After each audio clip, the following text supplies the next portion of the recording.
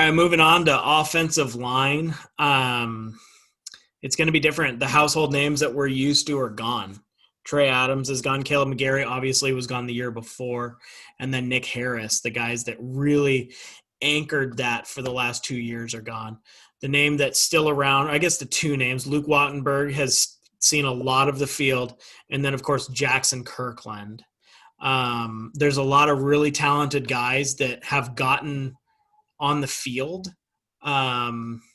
What's your take on where we're at with the offensive line this year? We lose a lot of depth, but we also have a lot of depth. We did a really phenomenal job recruiting offensive big dudes. Scott Huff's one of the best recruiters on the West Coast. Dude, and these guys are monsters, man. Yeah. There are some big boys that are ready to play on the offensive line. And I think the talent is there. It's just a lack of game experience. The one guy that you spoke of is Luke Wattenberg. He's got a lot of play time. Jackson Kirkland has a lot of play time.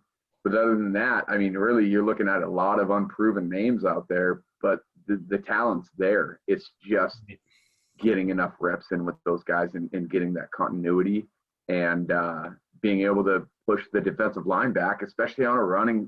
This team wants to run, man. And you got a couple of workhorses back there. Get that ball into the open field. Yeah, and you look at this offensive line, and the good thing is you've seen these guys in games. I projected a starting lineup, and all of the guys that are on it have played at least a little bit of ball, and we've seen them. I think the one that I liked a lot was Mateo Mele, who came in when Nick Harris got hurt, and snapping wasn't necessarily great, but when it came to blocking, he was good. The other one that we've seen is his name. He's had a name change. It was MJ Ale. It's now Ulumu Ale. Very good player. Yeah. And then Henry Navalu, who got a lot of playing time last year as well. So from top to bottom, bookends, I have left tackle. I have Jackson Kirkland. That's the one that you can write in pen and leave it there. Yeah. I mean, he's going to be playing on Sundays. Next to him, I have Ulumu Ale. Yeah. Center, we're going to see Luke Wattenberg move into that role. As a senior, he knows the offensive line well. He's a great communicator. That's where he's going to end up. Right guard, I have Mateo Mele.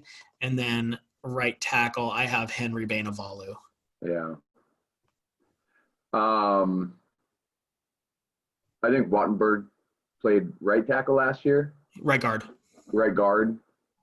And I think he probably should stick to right guard. And I'd like to see the freshman come in at center. And I said that I've said that before. And get me some miles in at center, man. Get 4 years of a starting center, and maybe 3, maybe, but I'm projecting 4 on that kid. Mm-hmm. He's a highly touted prospect with a lot of talent, and the kid has already proven that he's ready for the college level. Yeah. I would put Wattenberg at right guard instead of Mele, and get that youngster in there and get him getting snaps in. I mean, if you have 2 centers going at once, with Wattenberg being out there teaching this kid how to look at a defense and then just giving him the reins to go snap the ball. And he's built to be a center. Yeah. I don't think Wattenberg really is. Yeah, you could be right. I just don't see it. I know that we've had true freshmen start all over the line in the Chris Peterson era, and there's some players in that last draft class, that 2019 class, that that draft class has a starting offensive line in it. Yeah. And I don't see them playing yet, because there are those guys that we just mentioned, or that I mentioned, including the guy that you mentioned. Those are all guys that are skilled players, and they're hard to keep off the field. Yeah. You're right. You're probably right. I doubt that they're going to start a freshman on the offensive line, especially with the shortened off season. But the fact that you have that capability of putting this kid in there and having the talent to, I would imagine we'll see him next year, if not this year. Yeah. He'll be on the starting line next year. He came here to play. I Uh, I agree with you on that. but it's hard for me to say that Mateo Mele is better than him right now. I think Mele is a good player, but I think Morale is as he could be a 4-year pack, not maybe not first team Pac-12, but second team Pac-12 4 years in a row, if not first later in his career. Yeah, and you might be right. I think that right guard is going to be I mean that's your fifth Yeah, we that's your spot fifth there. guy. So I think there's gonna be some guys that look to. I think there could be a little bit, not necessarily rotation, but a battle, Sure. and some other guys that I think have a shot there. Victor Kern, Troy Fatanu, and Corey Luciano are all Yeah. guys that are going to compete against a Melee or a Wattenberg. Yeah. And then I think Nate Kalepo, you can start to see him maybe a little bit on the tackle. And then, He's talk about a big boy. yeah, Galeppo's a big boy. he's big. And then, but I mean, the big boy that I guess he's still a year away is Julius Buelo. Yeah. Yeah. Yeah. Out of Beach, right? Yeah, I think so. He's Yeah. like 6'8", like 330. Yeah. Yeah. Coming out of high school was that size. And he was young. Yeah. Yeah. So he's, well, I got it right here. He is 6'8", 325. No, he's from Hawaii. Is he? Yes. Yep. Yeah, he can and he's young. He Yeah. graduated at 17. Yeah. Yeah. So, You're right. He's a year away for sure, mhm, especially with the talent that we have on the offensive line right now. right. Yeah, You I want you want to agree. let that kid grow into his body a little bit. Right, and it is hard. I mean, you don't find guys like Trey Adams and Caleb McGarry who are necessarily ready to Yeah. go in and be a bookend. And really, were they? I mean, they got Right. Or thrown were they in forced because there into was that? nothing in the cupboard. Right. They were forced into that situation. But they got. I mean, Washington is set up to have some really quality. I mean, interior linemen too. They've recruited that really really Yeah, well. for sure. But on the offensive line, on the outside, you need guys that are like 6'7", 6'8", and they've done a good job of finding guys that fit that mold, Yeah, that are going to be able to grow into it, like a Roger Rosengarten. sure. Let's move on to the defensive line. I think that's one of my favorite positions. Yeah. And we're talking, the defense is it's different than your traditional 3-4-4-3. And we've talked about that before, where it's more of a 2-2-6 or a 2-4. So what would that get me up to 6? And then a two, like a 2-4-5. Yeah. And so the interior defensive line is what we're talking about now. And Washington over in the Chris Peterson era again. Even going back into the Sarkisian days, they had some amazing interior defensive linemen, and it doesn't stop this year. Jake, what's Yeah. your take on the defensive line? Again, man, a lot of skill. Kind of unknown though. You lose Onzarike and you lose Tryon, and you got to plug a couple of guys in, and you don't know what you have. My eyes are set on Jacob Bandis. Yep. I really like this kid. He's a big boy. Mm-hmm. You got to look at Josiah Bronson coming in. I think we were both surprised that he was still on the roster. I thought he graduated.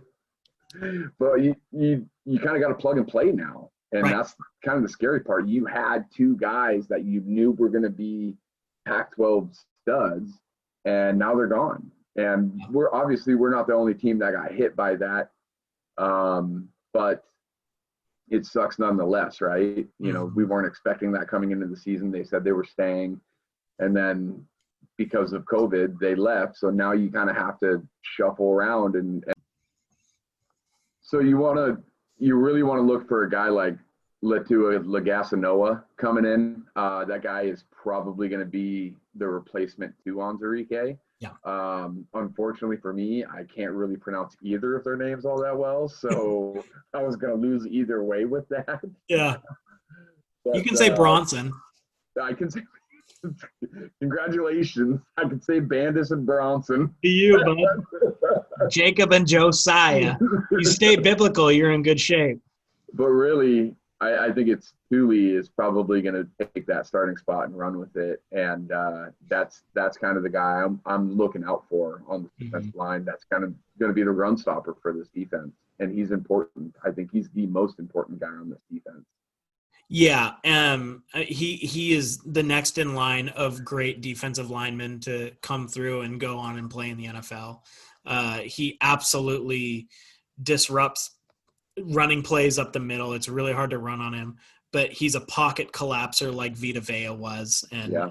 I mean, it's Monday night. If you watched, Greg Gaines got a sack tonight and doing just that, just collapsing the pocket right into the quarterback's feet. And, he's going to be a difference maker. Picking a starting lineup for the defensive line is kind of it's a fool's errand because they just rotate so much. Yeah. Yeah. So my rotation that I would guess would be at least at the start of the season. You have Josiah Bronson. You have Tuli Letua-Gasanoa. You have Sam Taimani. Sam Taimani too. Yeah. Yeah. He's another big guy. And then Fatu Atele. Yeah. And I think that's your rotation of 5. Yeah. I think, like I said, I think this is the most important position on this defense just because you know what you have in your secondary. Obviously you lose a pass. One could argue middle linebacker. Yeah, I would agree, but to free up those middle linebackers to make all those tackles, what do you need? Yeah. You need somebody taking up 2, maybe 3 blocks, and that's what I think Thule could be for this defense. Oh, absolutely. And if he's not, then that defense is in trouble. And not just for the run stop either, but for the pass protection as well. Because like you said, if he collapses that pocket, and gets that quarterback off of his rhythm and makes him throw off of his back foot, then those cornerbacks are going to eat those receivers up all day. Oh, yeah. I mean, quarterbacks throwing on their back feet, those are going the opposite way. Yeah, and I really do think that this is where the defense will be made this year, is this defensive line. Yeah, absolutely. You said Jacob Bandis when we were talking best position groups, and then Pete Kukowski came out and said that he was one of the standouts that needs to step up with the loss of Onwuzurike, and it sounds like he's doing that, which is good because he was nicked up last year and we never got to see him. Even though I think he was both of our favorites in that D-line class. Yeah, for sure. I remember specifically talking about that on this podcast, talking about how much we liked this kid. Yeah, we remember the things we get right. Well, we haven't gotten it right yet, though. We're going to get there. We're on the way. Calling it's a slow process, us getting these things right. Uh-huh.